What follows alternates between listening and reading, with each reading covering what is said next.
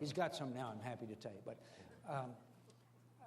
look, maybe I haven't done a good enough job. Maybe I haven't articulated my positions in the past or gotten the attention of people.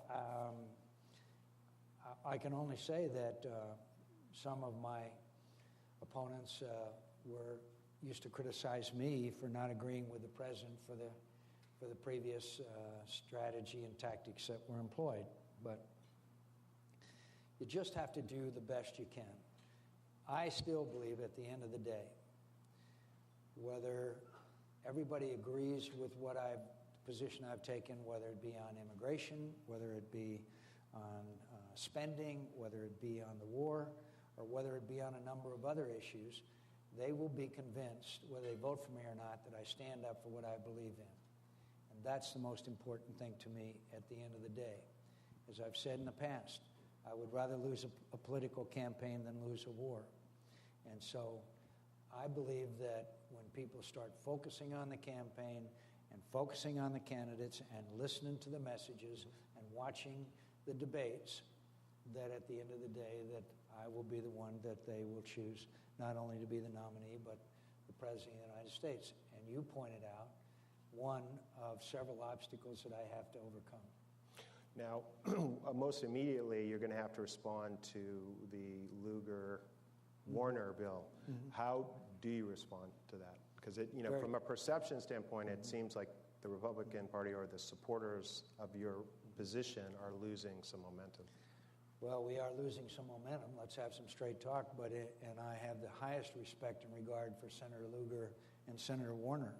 But with that respect, I would like to point out that's the same strategy we were using, which failed, which I criticized again. Train the Iraqis and withdraw. That is not what was working before. In fact, it was failing miserably before, and it will fail again. And that's frankly, in a few words, my objection to it. And why can't we at least give this new strategy of General Petraeus a chance to succeed? And in all due respect to any member of the United States Senate, and I try to maintain a respectful position on this issue. We've got to be more respectful of one another's views. I'll rely on General Petraeus' judgment before I rely on any of my colleagues' judgment, at least to give them a chance to see if it can succeed or fail. He's the one who's got the responsibility. He's the one that the United States Senate approved of for the job unanimously, 100-0. We approved to put him in the job, and he said exactly what he was going to do in the job. It was no mystery. So now, before he has had the last segment of this new strategy just went into place about 2 or 3 weeks ago. So that's basically the respectful argument I make against my two very close friends in the United States Senate. So 2 other quick questions on this lovely subject. One is you were just with Prime Minister Malachi. It was all over the New York Times and all the newspapers this weekend that he was saying, no problem. The Americans can go home, and then all of a sudden he's been retracted. What's up with that? I mean, that doesn't help for your team, I guess. It's hard for me to divine or understand exactly what Prime Minister Maliki has said or is saying. I think he feels pressured by us, but I think it's incumbent upon us to pressure him. Right. I mean, we've got to expect this government to act. As you know, I think his English is pretty good, but he also speaks in Iraqi, understandably, and he doesn't use English, so sometimes that's open to some kind of misinterpretation. My understanding of what the Iraqi government is saying now is that his words were taken out of context. But we'll find out. The key to it really will be in the long run, not what he says, but what he does.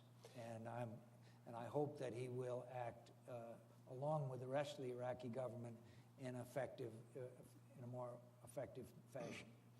Yeah, and then the final on that subject would be one of the most daunting predictions that you've put forth is that if we pull out of Iraq, then the terrorists will follow us home.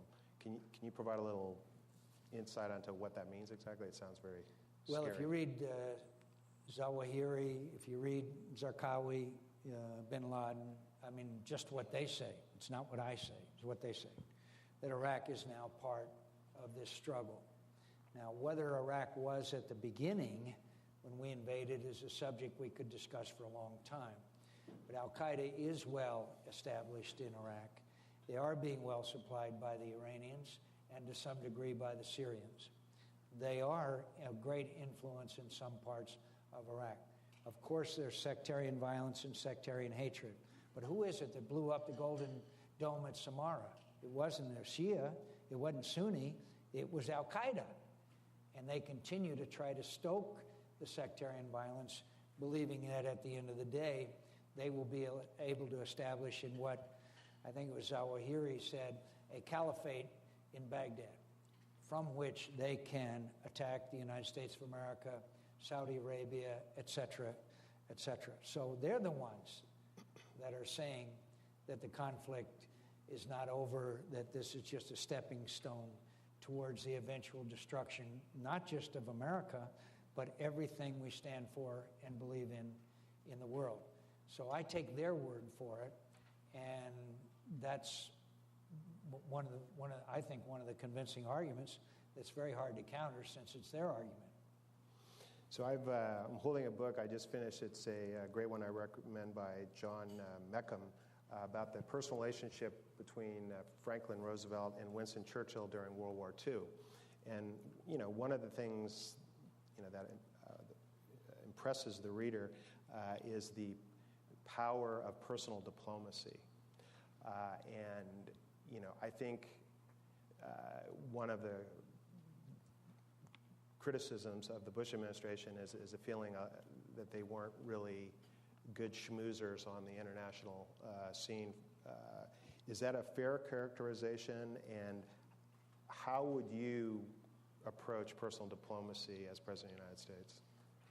Tony, this may surprise you, but I think personal diplomacy is the most overrated aspect of international relations, because leaders have to act in their nation's national security interests first. I revere Churchill, but we all know he was not perfect. At Yalta, he was heard to say, "I like Uncle Joe, and if we give Uncle Joe everything that he wants, then he'll like us." Well, we know the results of Yalta, and we also know that Roosevelt was a very, very sick man at the time of Yalta as well. So I think one of the mistakes that was made was when the president thought he could develop this close personal relationship with Putin. I have nothing against close personal relationships, and I hope that he did continue to cultivate it. But I think we're very aware that Putin is not acting as a Jeffersonian Democrat, okay? We all know that Putin is causing us trouble in many parts of the world because he's acting in what he perceives as his country's national interest, no matter how close the friendship is between himself and President Bush. So I think it's good to have a personal relationship. I'm glad, for example, that I have a personal relationship now, or the beginnings of one, with the President of France. I think Sarkozy's a fine man, but I am sure that the first thing on President Sarkozy's mind will not be his friendship with me or anybody else. It'll be what is in his nation's national security interest. And when I looked into Putin's eyes, I saw three letters: a K, a G, and a B. So, anyway. Okay, one more question before we open it up to our friends out in the crowd here. And, particularly because I know my wife, Nicole, bent your ear on